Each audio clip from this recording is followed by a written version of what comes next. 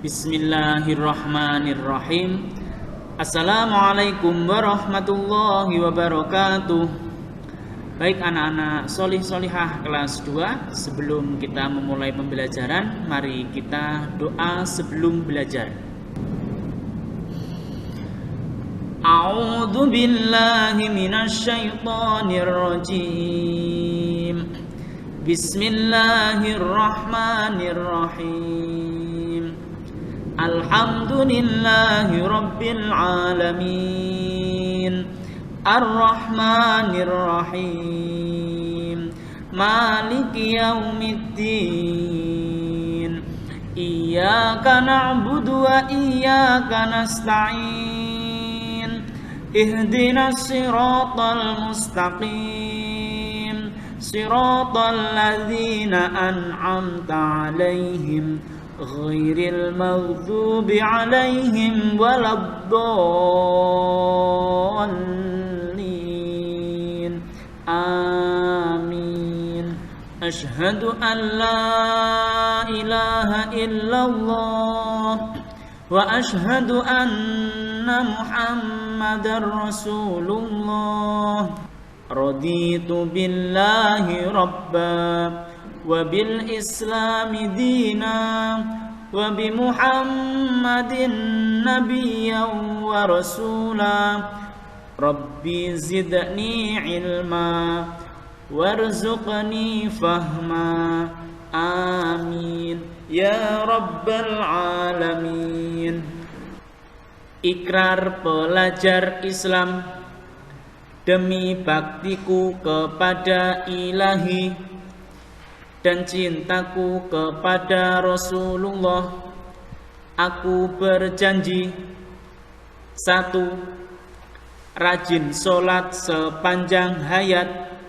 2. Tak lupa mengaji setiap hari. 3. Patuh kepada ayah dan ibu. 4. Menuntut ilmu tiada jemu. 5. Sayang kawan tak punya lawan. 6. Hormat dan patuh kepada ustadz dan ustadzah. Baik anak-anak solih solihah, setelah ini mari kita lanjut pembelajaran pada hari ini. Hai, kali ini kita akan belajar tema 4, subtema 4, pembelajaran 3. Dayu dan ibu berbelanja ke pasar. Dayu senang menikmati suasana pasar. Namun, Dayu prihatin dengan kebersihan pasar. Pasar terlihat kotor dan becek. Ayo mengamati. Dengarkan percakapan berikut. Bu, mengapa sampah dan barang bekas itu dibiarkan menumpuk? Pasar jadi kotor dan bau kan, Bu? Betul, Nak. Banyak pengguna pasar yang kurang memperhatikan kebersihan. Pasar menjadi tercemar. Pengunjung bisa saja sakit. Misalnya sakit gatal pada kulit. Sudah seharusnya kita peduli lingkungan. Sekarang, ayo berlatih. Jawablah pertanyaan di bawah ini dengan benar. Nomor 1. Apa isi percakapan Dayu dan ibu? Isi percakapan Dayu dan ibu adalah membahas tentang sampah dan barang bekas yang menumpuk di pasar. Nomor 2. Mengapa terjadi penumpukan sampah dan barang bekas di pasar? Penumpukan sampah dan barang bekas di pasar terjadi karena banyak pengguna pasar yang kurang memperhatikan kebersihan. Nomor 3. Jika ada orang yang membuang sampah sembarangan di pasar, apa yang akan kamu lakukan? Yang akan saya lakukan adalah mengingatkannya dengan sopan, supaya membuang sampah pada tempatnya. Nomor 4. Apa yang akan kamu lakukan jika melihat sampah berserakan di pasar? Yang akan saya lakukan adalah memberitahukan kepada petugas kebersihan pasar.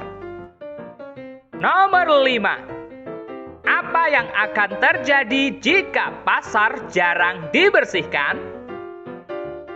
Yang akan terjadi jika pasar jarang dibersihkan adalah pasar menjadi kotor dan bau.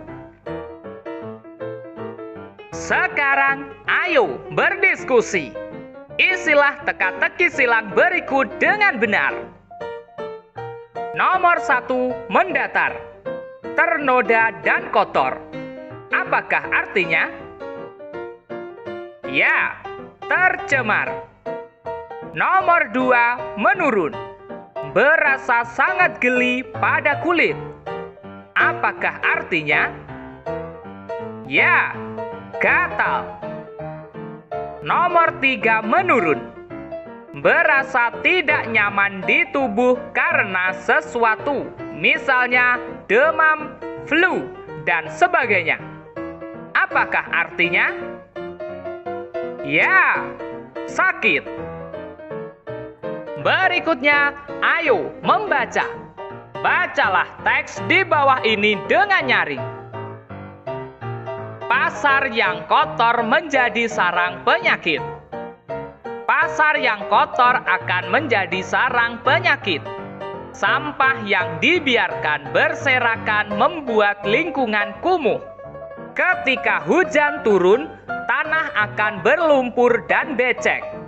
Jika lumpur mengenai kulit, sampah akan mengakibatkan gatal-gatal. Pasar yang kotor tentu ada penyebabnya. Pasar kotor karena kurangnya kesadaran pengguna pasar menjaga kebersihan. Pedagang dan pembeli banyak yang membuang sampah sembarangan. Sudah seharusnya kita peduli kebersihan lingkungan. Hidup bersih itu sehat.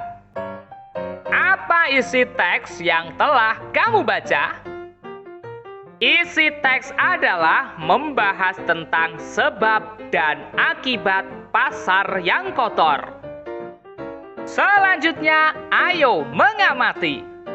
Sudah tahukah kamu bagaimana ciri-ciri pasar yang tidak bersih? Amati gambar di bawah ini.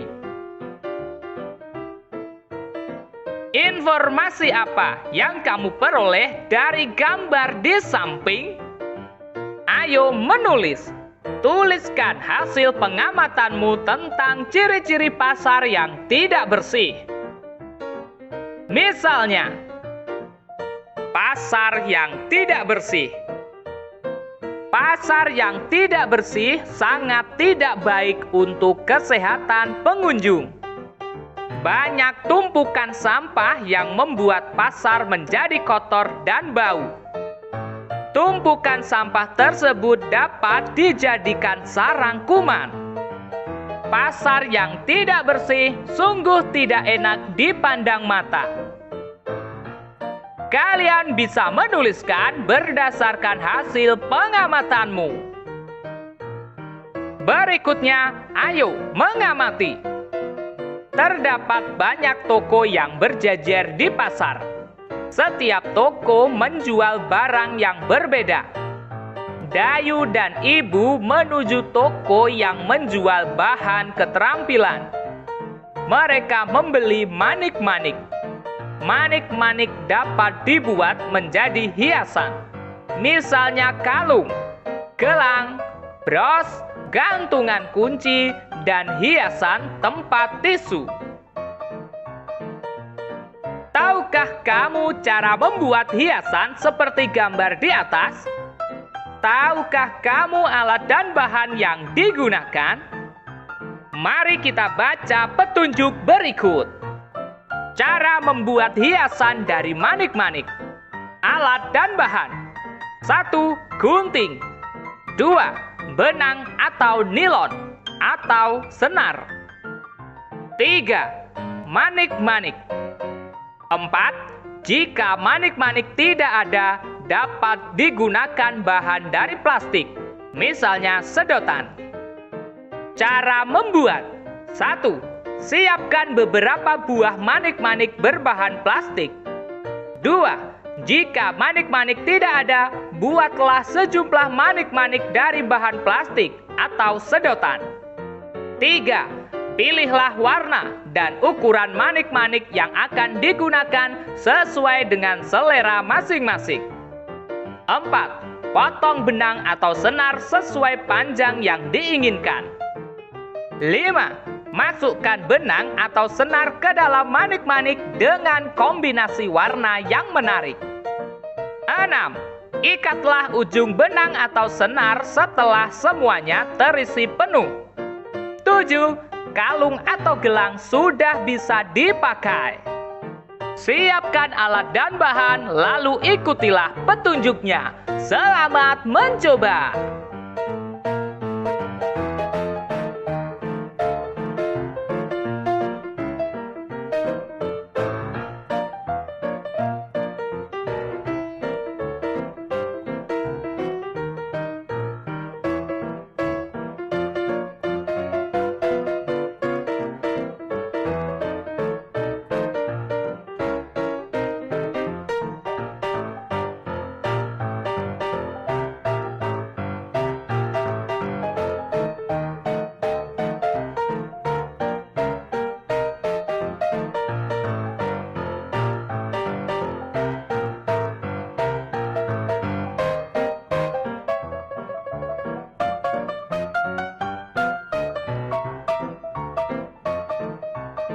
Sekarang, ayo mengamati. Amati bentuk benda berikut dengan teliti. Kerajinan kotak tisu. Bagaimana bentuknya? Benda ini berbentuk balok. Balok merupakan contoh bangun ruang. Masih ingatkah kamu dengan rusuk, sisi, dan titik sudut pada bangun ruang? Ayo berlatih. Kelompokkan bangun-bangun ruang berikut berdasarkan banyak rusuk, sisi, dan titik sudutnya. Tekan pause atau hentikan sejenak video ini selama kalian mengerjakannya. Setelah selesai, mari kita cocokkan. Nomor 1, bangun ruang kubus. Banyak rusuk. 12. Banyak sisi. 6. Banyak titik sudut. 8. Nomor 2, bangun ruang prisma segitiga. Banyak rusuk. 9. Banyak sisi. 5. Banyak titik sudut. 6. Nomor 3, bangun ruang balok. Banyak rusuk. 12. Banyak sisi. 6. Banyak titik sudut. 8. Nomor 4, bangun ruang prisma segi 4. Banyak rusuk. 12. Banyak sisi. 6. Banyak titik sudut. 8. Nomor 5, bangun ruang prisma segitiga. Banyak rusuk. 9. Banyak sisi. 5. Banyak titik sudut. 6.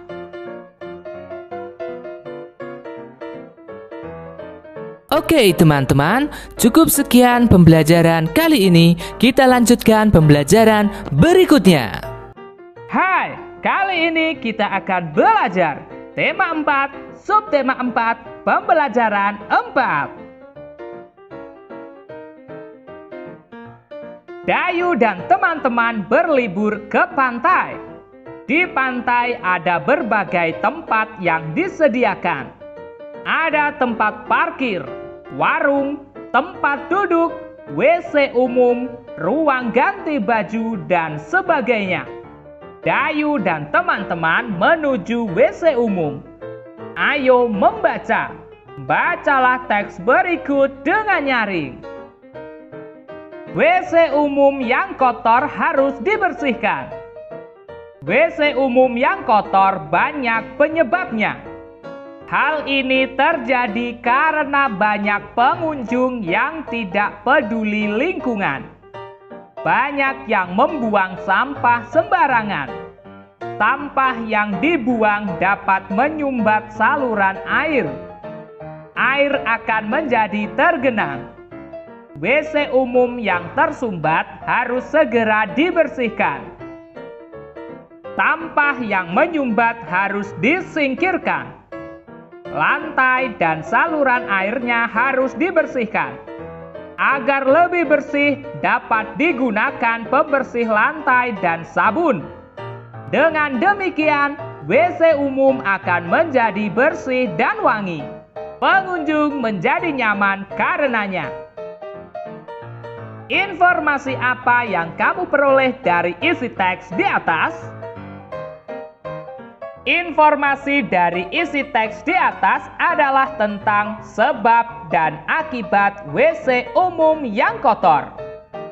Cobalah untuk menemukan informasi yang lain. Sekarang, ayo mengamati.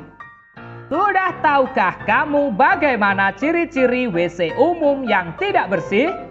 Amati gambar di bawah ini. Informasi apa yang kamu peroleh dari gambar di atas? Bagaimana ciri-ciri WC umum yang kotor? Ayo menulis. Ungkapkan hasil pengamatanmu dalam bentuk laporan sederhana. Misalnya, ciri-ciri WC umum yang kotor. WC umum yang kotor terlihat sangat menjijikkan. Banyak sampah yang berserakan di dalam WC umum. Selain itu, air menggenang di lantai WC umum. WC umum yang kotor dapat menjadi sarang penyakit. Kalian bisa menuliskan berdasarkan hasil pengamatanmu. Sekarang, ayo mengamati. Membersihkan WC yang kotor sebaiknya menggunakan sabun cair lantai dan sikat ubin. Jenis sabun bermacam-macam. Ada sabun batangan, ada juga sabun cair. Sabun batangan dapat dibuat menjadi hiasan. Hiasan apa saja yang dapat dibuat dari sabun batangan? Amati gambar berikut. Sabun batangan dapat dibuat menjadi beberapa bentuk hiasan. Misalnya, bentuk bunga, bentuk boneka, bentuk ikan, bentuk kura-kura, dan bentuk mobil. Tahukah kamu cara membuat hiasan dari sabun batangan? Apa saja alat dan bahan yang digunakan? Mari kita baca petunjuk berikut dengan nyaring. Cara membuat hiasan dari sabun batangan. Alat dan bahan. 1. Pensil. 2. Pahat ukir atau pisau. 3. Sabun. Cara membuatnya. 1. Sediakan sabun batangan terlebih dahulu. 2. Lukislah pada sabun sesuai gambar model yang diinginkan. 3. Ukirlah sabun menggunakan pahat ukir hingga membentuk model yang diinginkan. 4. Jika pahat ukir tidak ada, gunakan pisau. 5. Berhati-hatilah menggunakan pahat atau pisau agar tidak terluka. 6. Haluskan permukaan sabun yang telah diukir hingga menyerupai model yang sempurna. 7. Hiasan selesai dan siap dipajang. Siapkanlah alat dan bahan, lalu ikuti petunjuknya. Selamat mencoba!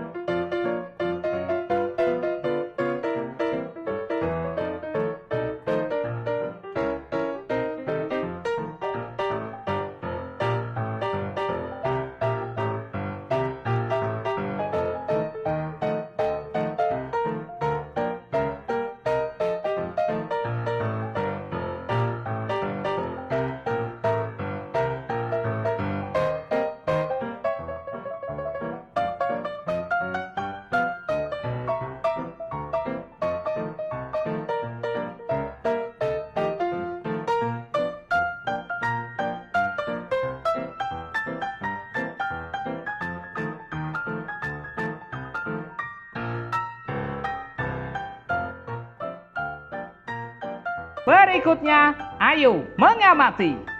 Amati kembali gambar sabun di bawah ini. Sabun batangan berbentuk balok. Balok merupakan contoh bangun ruang. Jika disusun, balok dapat membentuk pola tertentu. Perhatikan pola susunan balok berikut. Di sini terdapat balok dengan posisi tertidur dan balok dengan posisi berdiri. Perhatikan polanya. Balok tertidur, balok berdiri, balok tertidur, balok berdiri, balok tertidur, balok berdiri. Supaya lebih paham, ayo berlatih. Tentukanlah bentuk bangun ruang selanjutnya mengikuti pola-pola berikut. Nomor 1. Balok tertidur. Balok berdiri, balok berdiri. Balok tertidur. Balok berdiri, balok berdiri. Balok tertidur.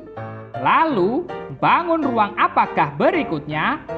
Ikuti pola sebelumnya, yaitu balok berdiri, balok berdiri.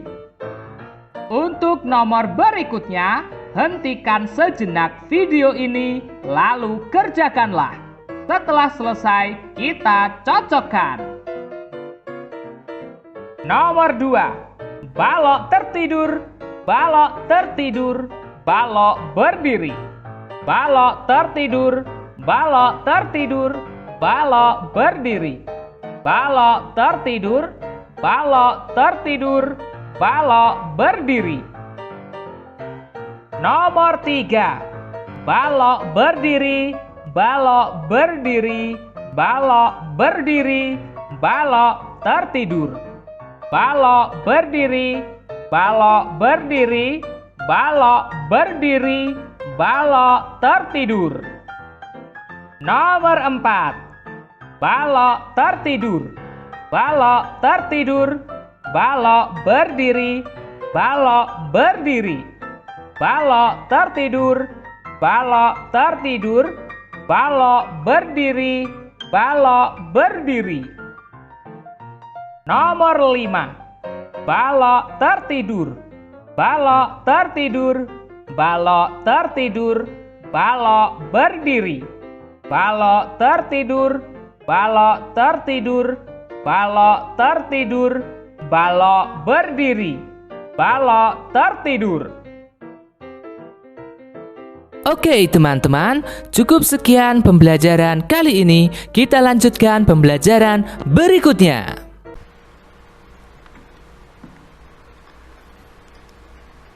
Karena pembelajaran sudah selesai, mari kita berdoa, doa sesudah belajar.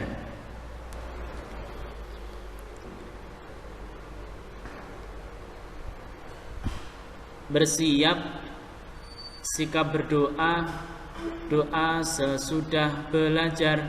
A'udzu billahi minasyaitonir rajim. Bismillahirrahmanirrahim.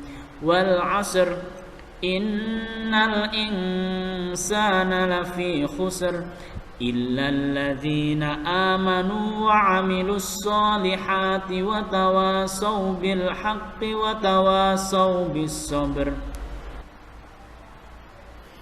Subhanakallahumma wa bihamdika asyhadu an la ilaha illa anta astaghfiruka wa atubu ilaik. Terima kasih. Wassalamualaikum warahmatullahi wabarakatuh.